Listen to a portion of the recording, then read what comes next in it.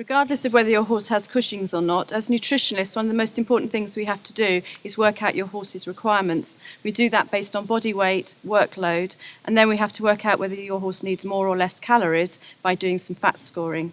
And research has shown us that as owners, we're a bit guilty of not recognising fatness in our horses. So we felt it was very important to be able to share with you the technique that we use to assess fatness in your horse. We are going to show you today what we call the modified 0 to 5 scoring technique, and we've modified it because of the way that our horses are changing their body shape. And what we're finding, just like ourselves, is that different horses put on fat in different places. And it's very important that as owners, even if you can see your horse's ribs, you need to be able to identify if they're fat because, for instance, they've got a big crest. So what we do is we divide your horse into 3 different areas, and we're going to score the neck, the middle, and the bottom separately, and we're not going to add those up. We're going to give each one a score out of 0 to 5. So what we're going to do to begin with is start with the neck. And what we're doing with the neck is we're literally feeling for fat over the skeleton. And the first place I'm going to look at on this pony, who's called Murphy, he's 23, is we're going to feel for fat on what a lot of people call the top line. And what we're going to do to begin with is find his nuchal ligament, and you can find that on yourselves. If you bend your head forwards, you'll feel like a bunch of elastic bands down the back of your neck. That's what we're feeling for on your horses. So if you just get your fingers in here and squeeze, you can just see me massaging it down there. And basically there's no fat above that at all. And that's what we want. We don't want any fat above that nuchal ligament. So to be an ideal 3 or fat score on his neck, on your horse's neck, you do not want any fat above that nuchal ligament.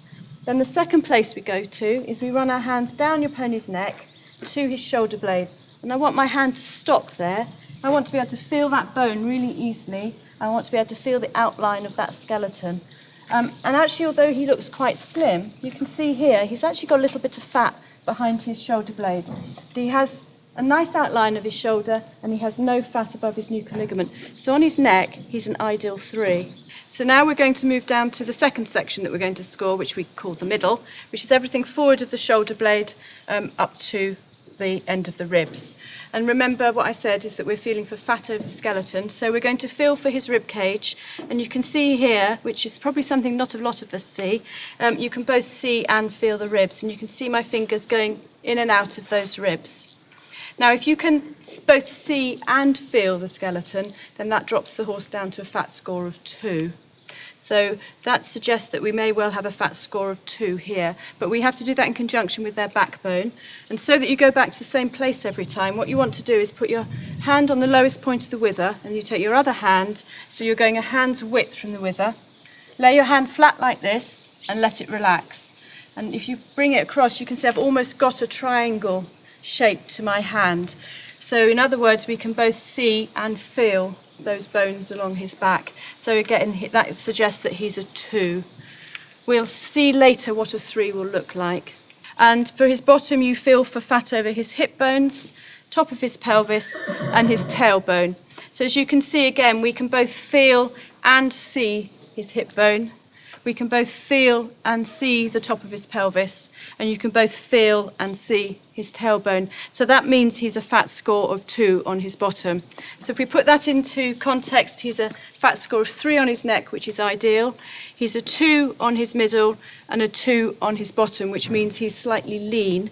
And actually, this is not unusual type of fat loss that we might see in a Cushingoid pony. So we'll need to think about his diet in due course for this pony. So having met a slim OAP, I'd now like to introduce you to Annabelle, who's a slightly chubbier version.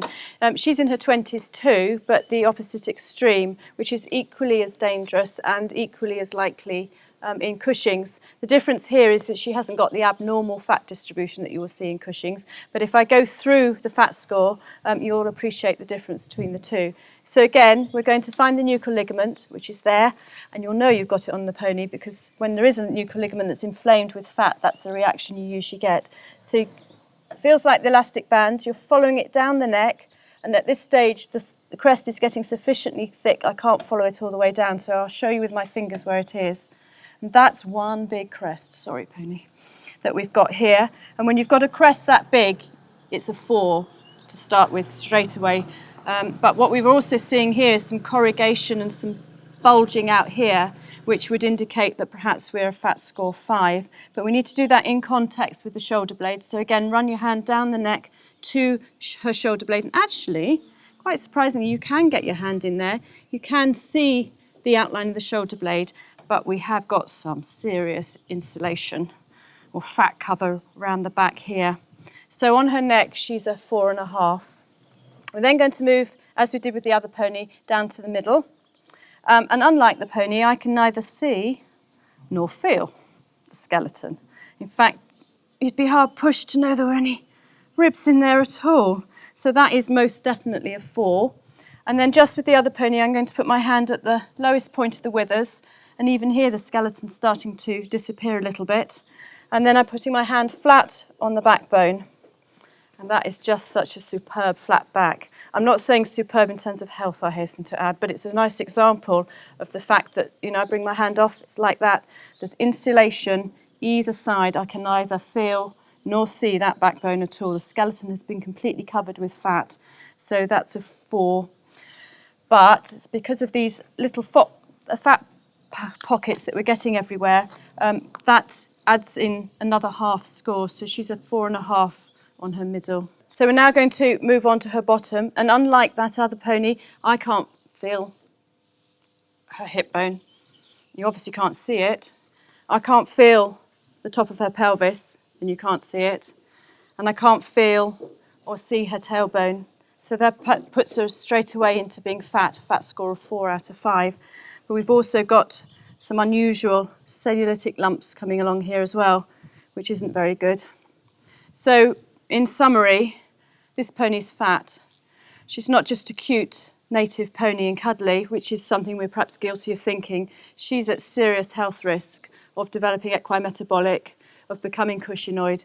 And I think one thing to be really aware of is that the researchers at Liverpool University have shown that, for argument's sake, if this pony's 100 kilos overweight, I can manually palpate, or grope is the word I prefer, fat, about 50 kilos of that fat on her outside, but the other 50 kilos is inside, killing her from the inside out. So finally, this is Saunders. She's also in her 20s, and we're just going to do a quick fat score on her as well.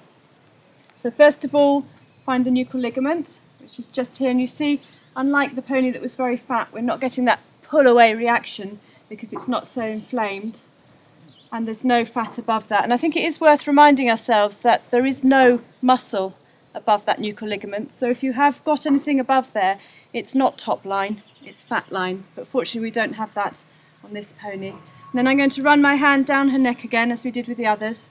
And look at that, that's fantastic. That's what I want to see. A nice differential between her neck, and I know there's a bone there because I can feel it along the top. You can follow the outline.